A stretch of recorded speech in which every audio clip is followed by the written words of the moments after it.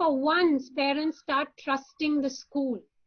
You know, in the last decade, I think we've read enough, thanks to media, it's distrust. It is believing that institutions are there to make money, and they are taking every parent's money in and are trying to create their own business model. That's not true. I think it's time the coronavirus made us recognize that there is a place of absolute trust. Pradeep said it, Ruchita said it, Sushant said it, we're all in it together. Let's start with a level of trust to say, okay, I'm freaking out, like Sushant said. I can't deal with it. I need a counselor from school to first help me calm down, cope with it. I need to recognize that what the school is doing is going to make sure that it is seamless transition. I think beautifully mentioned it. Stop worrying about the unit test. Guys, today CBSE and ICSE are debating whether those tests should be conducted or not in July. It just might be on the interim mark. Kids will graduate, kids will get promoted, and yes, in the IIT entrance exam, you know, this might be a question. How did you cope with the pandemic? How did you cope with the cyclone, as opposed to all your facts and figures? So I think that is going to be important for the parent to now recognize and get out of this comparison mode. You know, a Sunbeam is doing this, but VIBGYOR is doing this. That means Sunbeam is right and VIBGYOR is wrong. I'm baffled. You picked VIBGYOR. You are going with the management of that school, the vision of that school, because you signed up for it. You identified with that school. What is this comparison that you're trying to do? So instead of actually focusing on keeping your child happy, keeping yourself happy, what you're doing is adding on to your anxiety by comparing. And sorry, this is a classic Indian thing. Anything that doesn't belong to you, it has to be better. What you have is never good enough. This is not an Indian parent, this is an Indian mindset.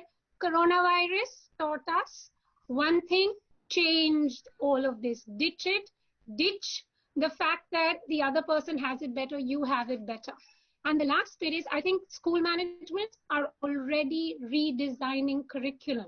Irrespective of national or international, everyone's talking to each other, everyone recognizes what I can teach in the physical world, I cannot teach in the virtual world. I am rethinking concepts, I am reducing it, but then the parent is worried. This means, Fatima, children will regress. My child had to take the Mensa exam. Now, how will the child take the Mensa exam? Honestly, critical thinking, logic, adaptability will ensure your child takes that Mensa exam. It is not just about concepts. And please, guys, you can learn beyond the four walls of a classroom. Your children are learning more about the cyclone sitting at home than we could ever teach them in the physical world. No disrespect to anyone, but use this as an occasion to say, it's seamless. I have to deal with it. I am going to deal with it. If I have trouble, I have the school to go to. I have my buddy group to go to. And you know what? Take a moment and get off social media. Stop looking at that perfect mom with the perfectly baked cake smiling.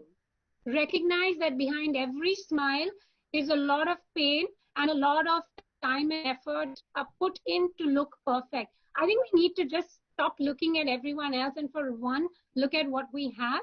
And lastly, it's also important that media, Soumya, plays an important role. We're only celebrating achievements, or we're only glamorizing something that's sad. How about glamorizing the ordinary?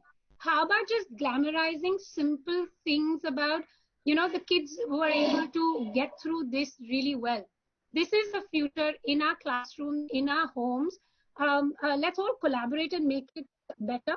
Sushant said it. If we can't cope, let's just say it. We don't have to be the superheroes, but I'm sorry, as adults, we are responsible for the children. And for once, it's going to be 50-50 parenting and educators in hand.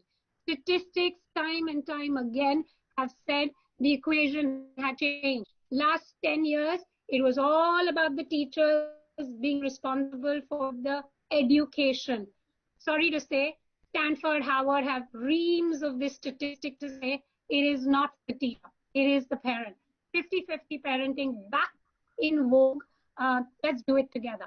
That is my, quite frankly, that's my perspective.